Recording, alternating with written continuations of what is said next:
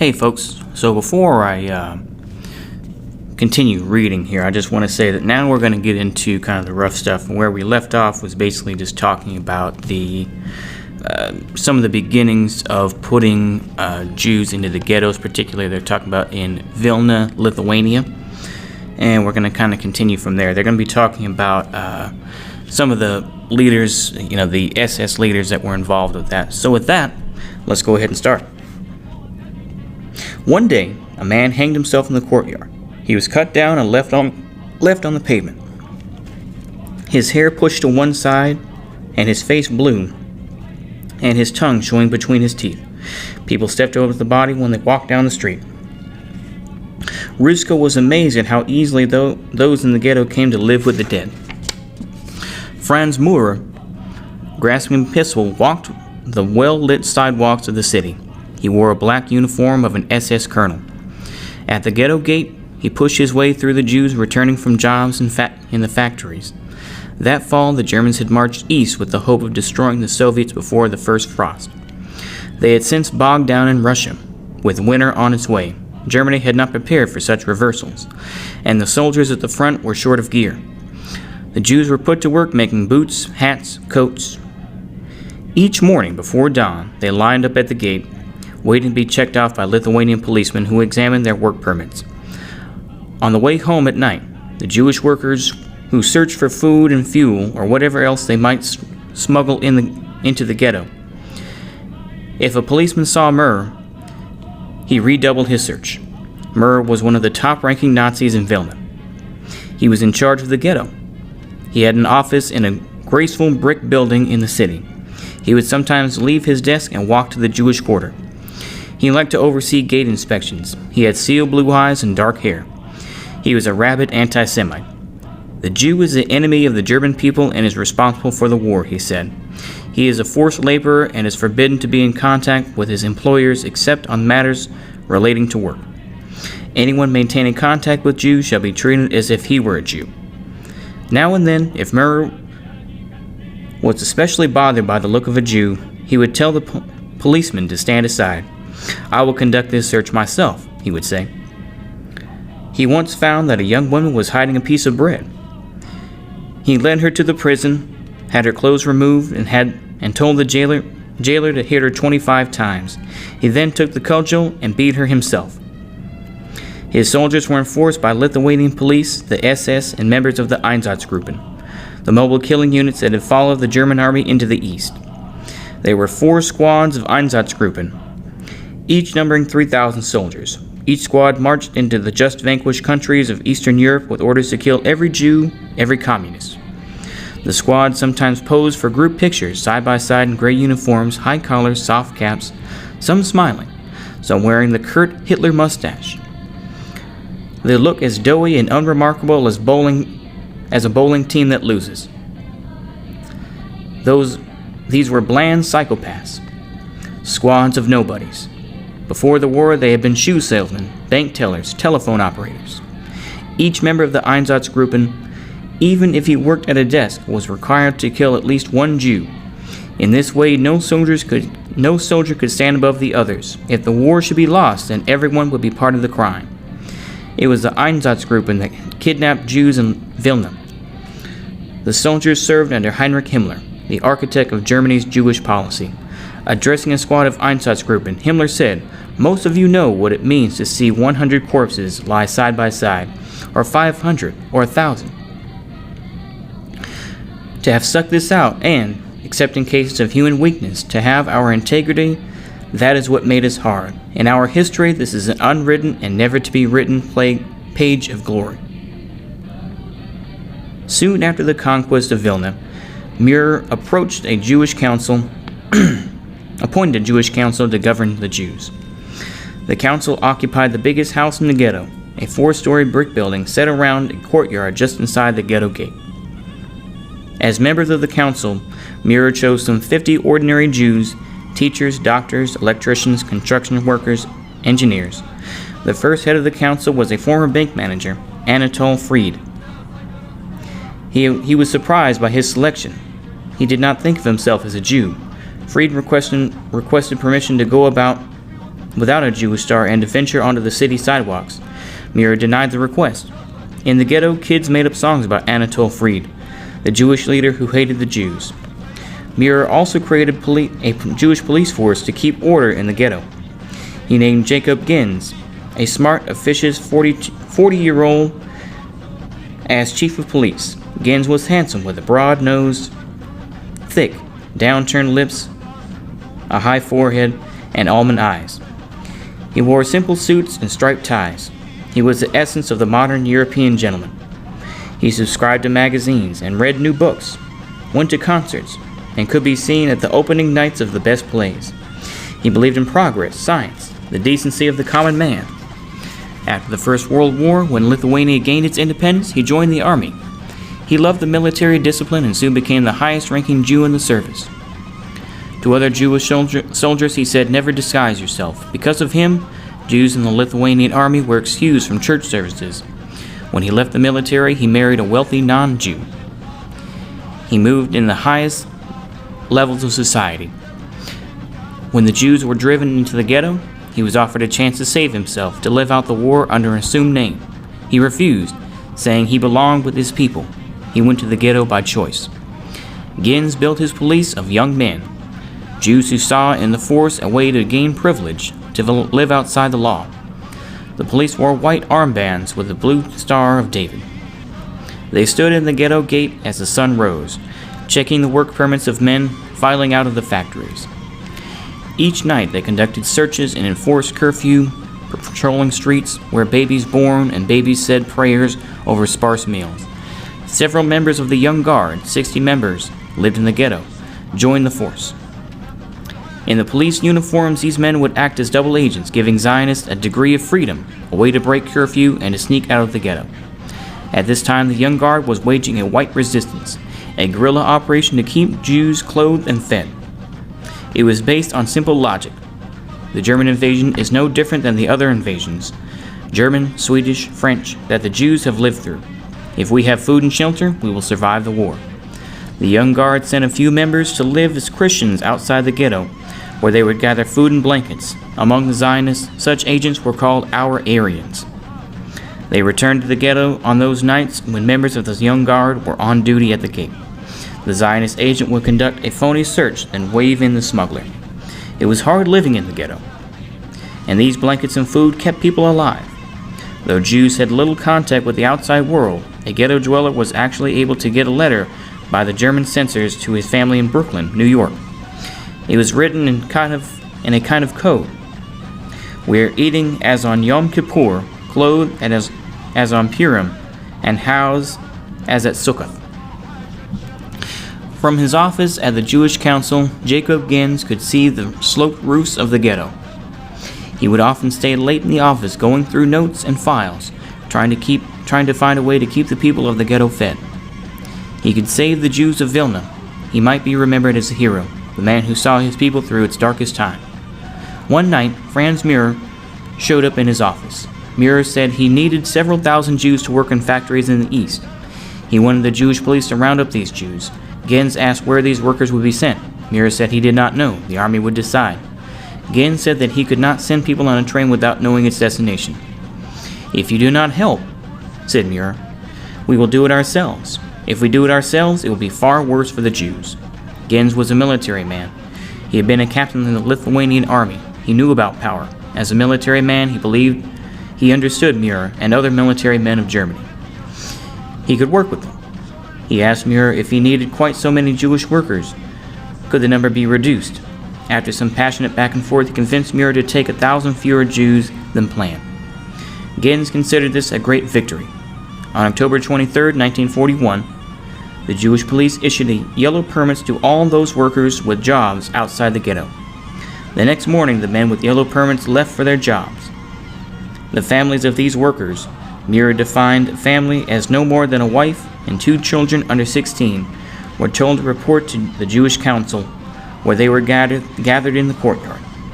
Lithuanian soldiers then stormed the ghetto. They kicked in windows and doors, dragging off whomever they could catch.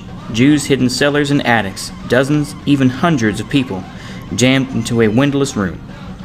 More than one story has been told of the horror of such rooms, of heart-pounding horrors of dead.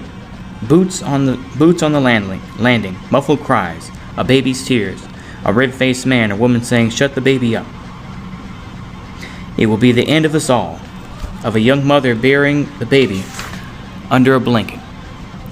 The soldiers marching away, silence, and the stunned mother holding her baby dead in her arms. In the street, Jews were bludgeoned. If they climbed over the ghetto fence, they were shot. By the end of the day, almost 4,000 Jews had been marched off. When the permit-carrying Jewish workers returned from the factories, the ghetto was like a city after a terrible storm. Everything was quiet and still.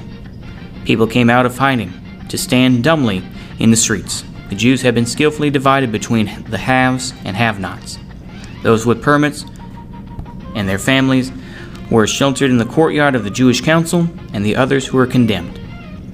Those with permits might feel sympathy for those without, but they were not willing to give up their permits. This was a method, Ruska wrote, to cause a division between people being prepared for the same fate, to release animalistic impulses at the bottom of the human soul. In the weeks that followed, Muir came again and again to see Gens. Now he needed 1,000 Jews, now 3,000, now 5,000.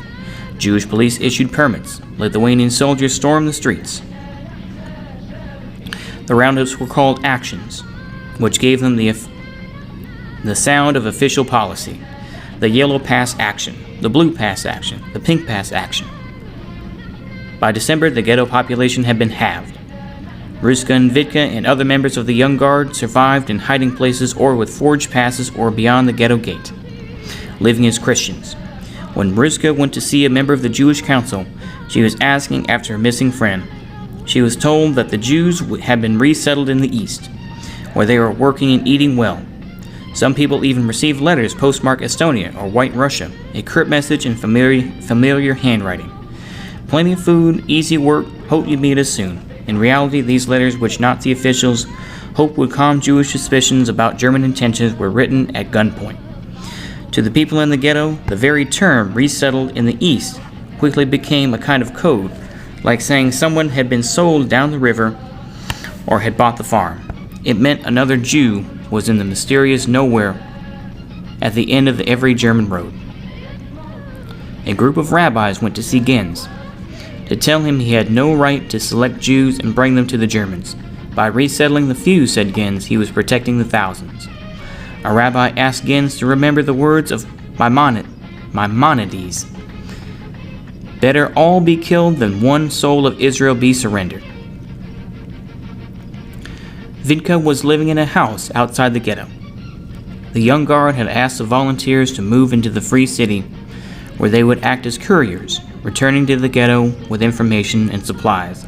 Equipped with fake papers and fake names, the couriers were to look for work and shelter. A few times each week, they would have to pass from the ghetto to the Free City, from the Jewish world to the world of Aryans, from the street to the sidewalk. Those arousing the least suspicion were shot.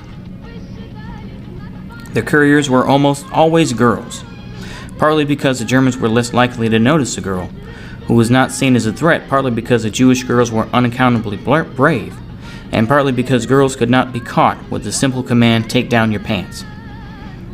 The faces of these girls, seen on identity cards and forged passports, skin smooth and unlined, suggest a secret society composed of those who believe in both their immorality and their fast-approaching death. Many left the ghetto and were never heard from again. Vitka spoke excellent Polish and carried herself like a peasant who was perfect for the job. She thought she might have trouble fooling Poles, but not Germans. Germans believe what they are told, she said. If you tell a Nazi that you are a Polish peasant, he said, "Ah, a Polish peasant." Germans could not distinguish between Poles, who were Slavs, a Slav race, and Jews, who were subhuman, a race marked for extinction. Poles, on the other hand, could pick out even a blonde-haired, blue-eyed Jew. It had less to do with race than with class. Jews were from different neighborhoods, who went to different schools. When Vitka became a courier, Ruska helped dye her hair, found a bottle of solution in the trash. Vitka held her head over a bucket as Riska massaged her scalp. When Vitka's hair dried, Riska stood her in the sun. "What do you think?" asked Vitka, whose dark hair was now a bright, frightful red. "I think we need help." For a small fee, a Jewish barber bleached Vitka's hair with peroxide. She left the ghetto wearing a long coat and a hat. Vitka went out of the ghetto with the workers. On her chest was a scrap of a Jewish star connected to her coat by 2 threads. When she was beyond the gate, she pulled off the star, shoved it in her pocket, and stepped up onto the sidewalk. Turned a corner and took off her hat, and revealing her blonde hair. Through her hair, you could see the dark roots. Her heart raced as she walked into the hushed city streets.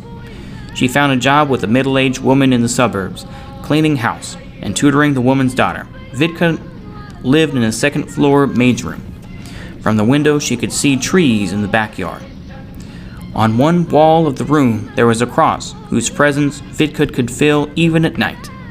When the lights were out, the woman was very religious, and she prayed before each meal. She asked Vitka to pray with her. Vitka said no thank you, and gave no explanation. Each night, Vitka went to bed thinking of the ghetto, of what was happening to Riska and the others. She was not where she belonged. 2 or 3 times each week at sunset, Vitka returned to the ghetto. Stepping from a side street, she pulled on her hat and put a yellow star on her coat. Once she forgot her star and, in a panic, stuck a yellow leaf onto her coat. A Zionist working as a policeman at the gate looked at the leaf, smiled, and waved her through. She then met with members of the Young Guard, receiving instructions from them, and passing on news from the city. In late December of 1941, at one of these meetings, Vitka was given an important mission. She was to walk to a convent in the fields beyond town where the leader of the Young Guard was hiding. Vitka was to bring him back to the ghetto, where he was to meet a young girl. When Vitka asked about the young girl, a Zionist waved her off, saying people think she is insane.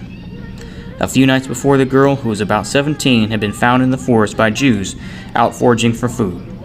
The girl was bruised and bloody, and was wearing no clothes. She had been walking for 2 days. She said she had seen the Jews of Vilna killed in the forest of Ponar. The girl was taken to see Jacob Gens. She told him she had seen the Jews of Vilna line up and shot. She told them how she had escaped. Gens looked at the girl. Her name was Sarah. He did not believe her story. She was crazy, very clearly. It was sad, but how could what she said be true? No, he could not believe it. It threw into question his very sense of the world. Gens saw himself as a realist. Like all realists, he believed that man is motivated by self-interest. Killing the Jews of Vilna could not be in the self-interest of the Germans. Many of these Jews were able-bodied young men. Surely they could be used to build bombs, make coats. No, this girl was crazy, and it was his duty to stop her from spreading panic. An unruly ghetto would be dangerous to the Germans, and it would then be in their self-interest to kill Jews. "Do you want your father to live?" asked Gens. "Yes." "Then don't tell anyone what you think you saw," said Gens. "I will help you get work. Just keep quiet." Sarah was sent to the hospital where her wounds were closed and she was heavily sedated. It was there that members of the Young Guard first heard her story. Now and then, Vitka took a map from her pocket and studied the spidery roads. She had grown thin, cheekbones sharp beneath her pale skin. She had been walking for 2 hours.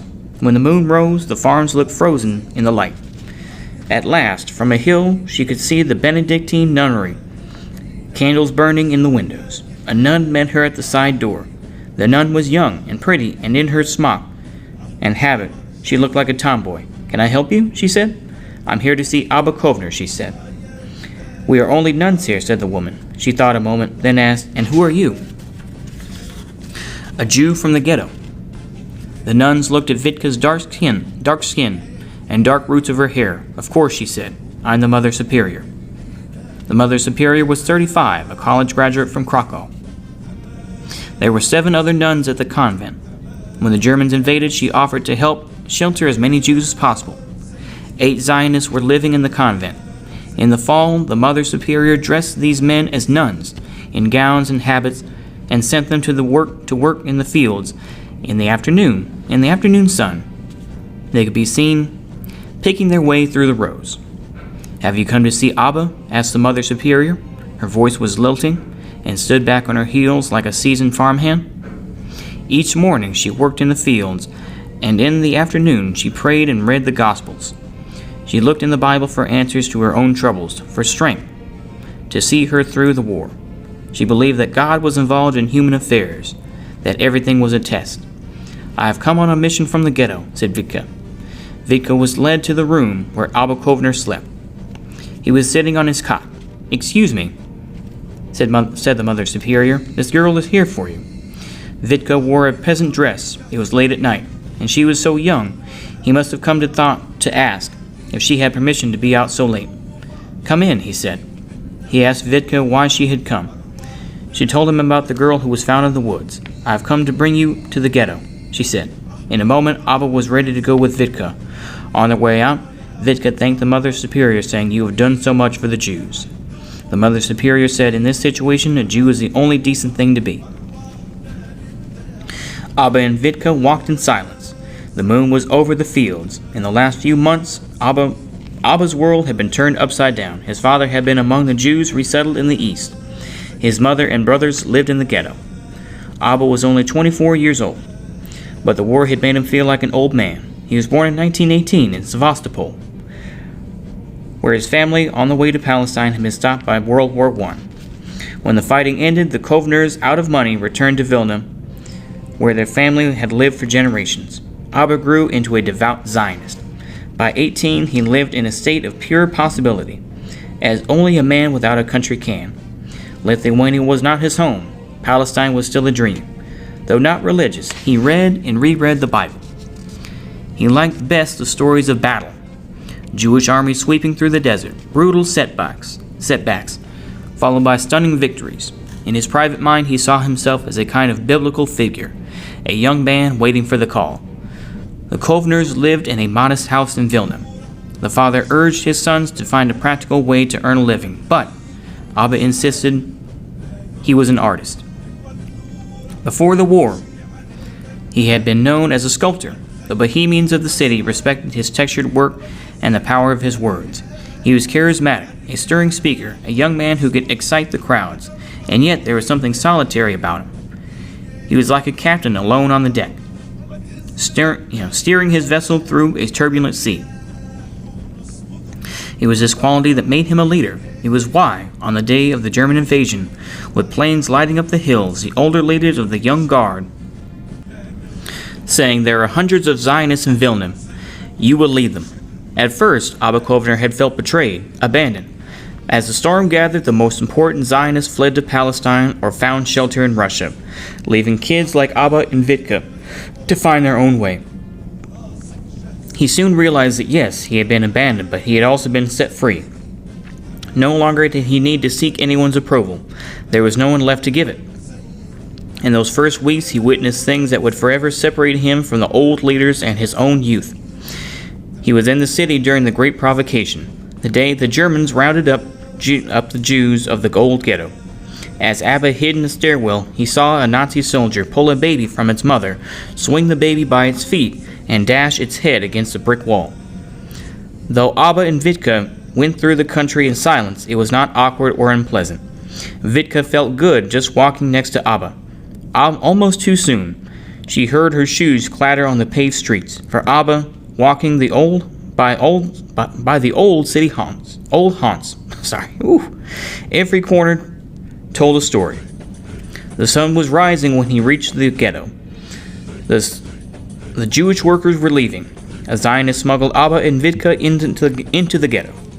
Abba went to see his mother. When he was a boy, he and his mother were extremely close.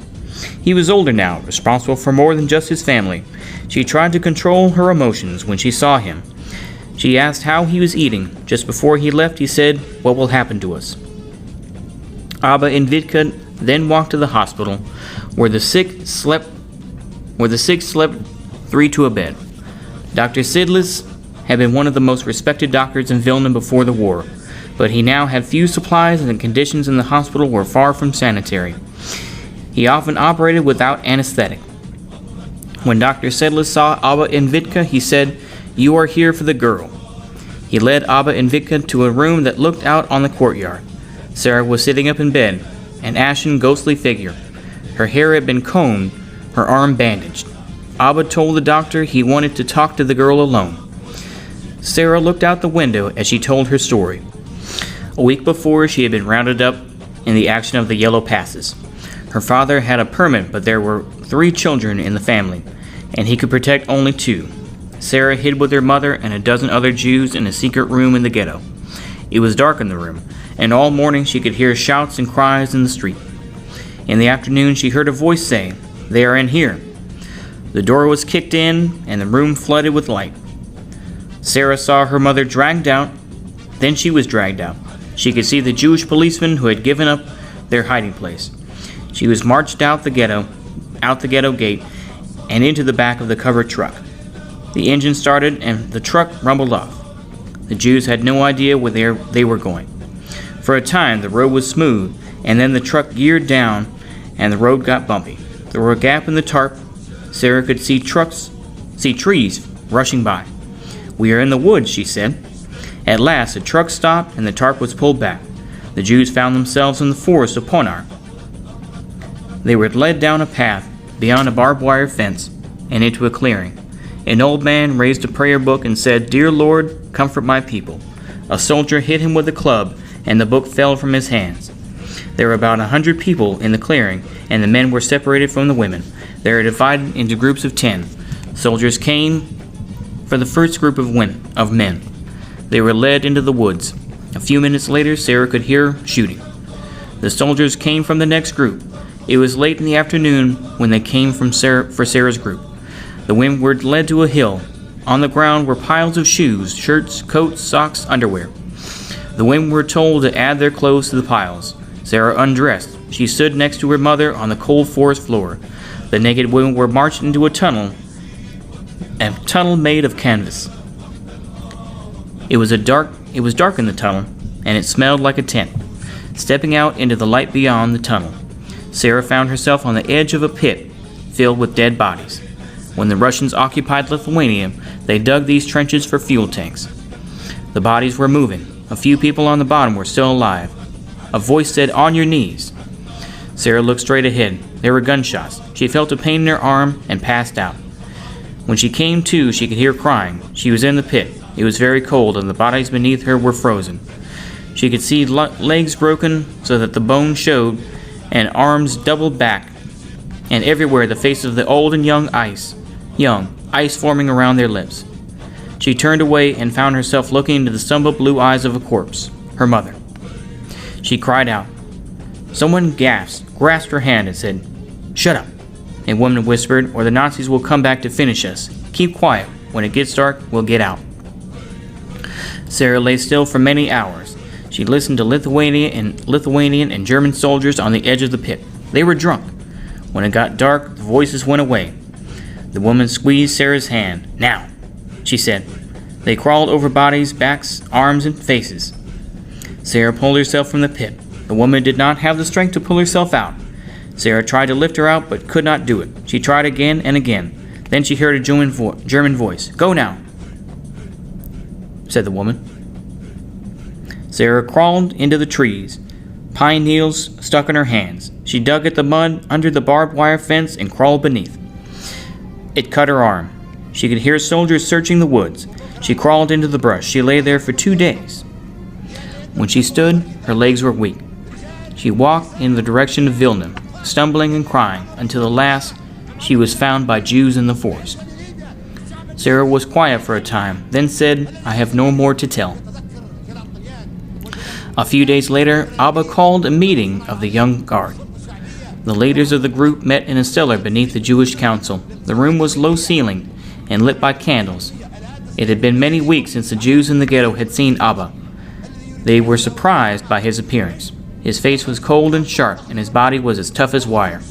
He wore dirty work pants. He had not shaved. There were maybe a dozen people in the room, including Abba, Rizka, and Vitka. Abba stood before them, hands trembling. Our dear ones have been sent to their deaths, he said. We must settle accounts with our consciences now, and not in the future. The truth in all its nakedness has been shown to us. Our friends have not just been deported, I'm sure of that, and yet many still do not see the truth. What is that truth? That our friends and families, those who were deported, are no longer alive. They were taken to Ponar, to death. Each person in the room had friends and fathers, mothers and sisters who had been resettled in the East. No one wanted to believe what Abba was saying. And even that is not the whole truth, he went on. The whole truth is much greater. The extermination of thousands is just a prelude to the extermination of millions. Their death means our complete annihilation. Abba was the first Jew in Vilna to see the scope of the Nazi plan. How had he come to such a terrible conclusion? He had no more information than Jacob Gens and members of the Jewish Council. Yet, unlike them, he was an outsider, not tied to the civilization of Europe.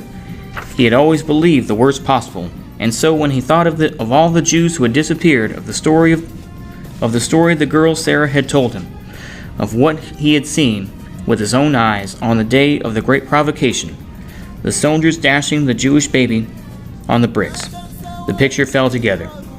These were not random atrocities committed by crazy local commanders. These crimes were part of a plot to wipe out the Jews of Europe. Abba understood this not as an educated man deduces, but as a prophet sees, a flash of insight, a glimpse of a terrible death. After all, what is a prophet? Any prophet, even a great prophet like Moses, if not a man who for a brief moment detaches himself from history so he can glimpse the road and how it descends into the wood. It is still beyond me why Vilna is wounded and dripping in blood, and yet Bialystok is serenely peaceful, he continued. I do not know why things have happened as they have, but one thing is clear to me. The lessons we learn here do not apply only to Vilna. Ponar is not just a passing phase. The Yellow Pass is not an isolated invention of the local commander. It is part of a complete system. We are faced with a well-thought-out system to which we cannot, as yet, find the key. Is there any escape, he asked? No. If this system is a consistent one, then flight from one place to another is an illusion, and, like every illusion, it is stupid. For who will flee from the Vilna ghetto to Bialystok or to Warsaw? The young, the quick, the healthy, the weak, and the old, and the children will remain in the city, doomed to destruction. And when the tragedy finally reaches those cities where the young people have taken refuge, then, by that time, they will be broken in spirit, rootless, unready, and confused. Therefore, our first answer must be, there is no flight in flight. He looked around the room. Is there any chance of rescue, he asked. We must give the true answer, cruel though it may be. No, there will be no rescue. Perhaps tens or hundreds of Jews will be saved. But for our people as a whole, for the millions of Jews in the areas of German occupation, there is no chance. Is there any way out? Yes, revolt and armed self-defense.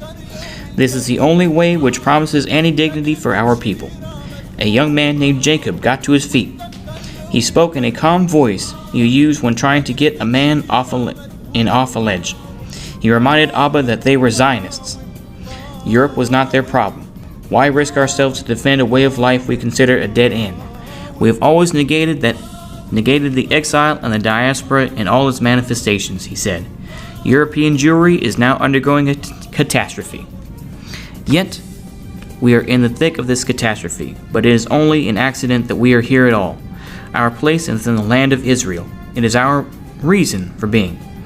We must save as many of our members as possible. Yes, we believe in struggle, but in the land of Israel, not here. A struggle in the ghetto would just be a kind of theater. What is more, we have no support, he continued. By ourselves, we are weak and defenseless. The Germans are immensely strong. In such circumstances, staging a revolt is the same as committing suicide. What are you saying? Riska asked calmly. Are you saying it's good if the Jewish people are wiped out so long as our little group survives? If you save yourself, will you be able to look into the eyes of a child in Israel when that child asks, what did you do? When that child says, what did you do when thousands or millions of people were murdered? Will you tell that child I saved myself alone? Will you tell that child I hid myself and did not let them take me to be helplessly murdered with all the others? The books Riska had been reading, and all that she had been thinking, had crystallized into conviction.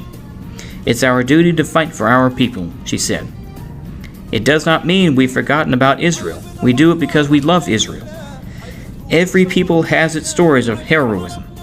It is these stories that give you the strength to go on, but these stories cannot remain only in the past, a part of our ancient history. They must be a part of our real life as well. What will the coming generations learn from us? How good will they be if our entire history is one of slaughter and extermination? Our history must not contain only tragedy. We must not allow that.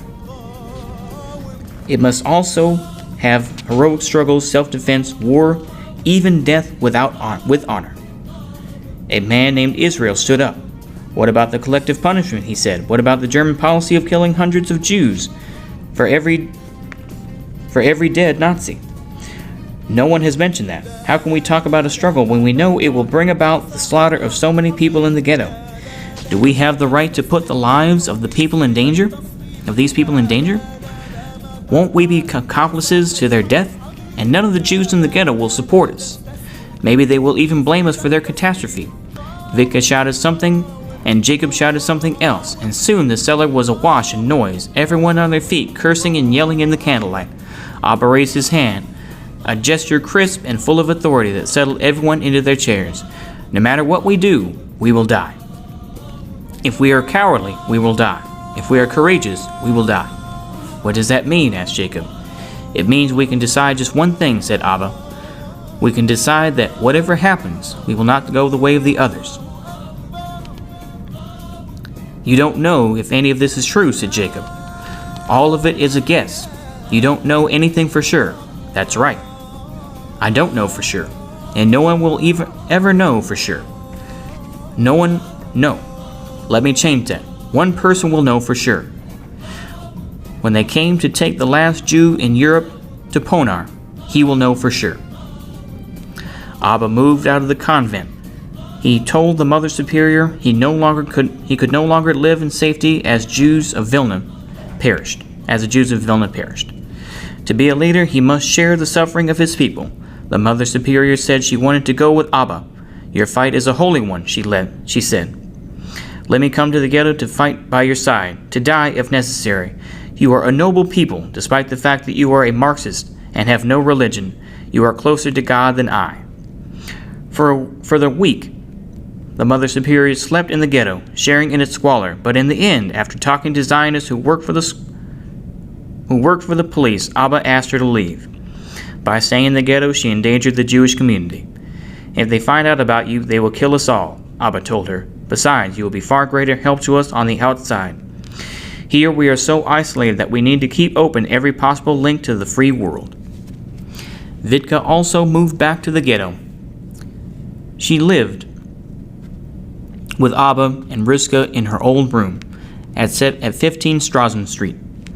In historical maps of wartime Vilna, the house is shown over the words underground headquarters. But really, it was just a broken-down flat where Abba, Riska, and Vitka shared a bed.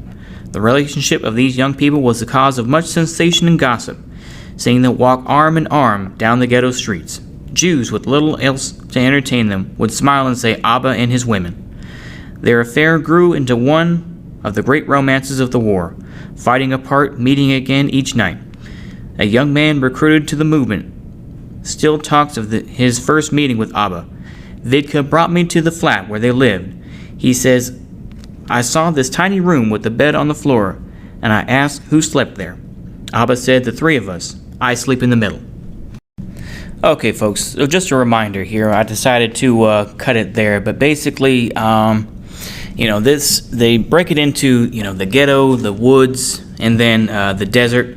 So like I say, this is why I keep kind of cutting in the real good spots there, but I felt like that was a good stopping point for now. Like I say, we will continue on talking about I believe what's going to be talked about is the United Partisans organization that they're going to be setting up, and kind of the revenge that they'll be setting up, and kind of getting hooked up with the other partisan organizations that As far as I know, anyway, were connected with the Red Army. They were still under the control of the Red Army. But I could be wrong. Depends on what this book says. So we'll see what happens later on. I hope y'all enjoy. And I say that as images of the concentration camps occur. So with that, I leave you with adieu. Good day.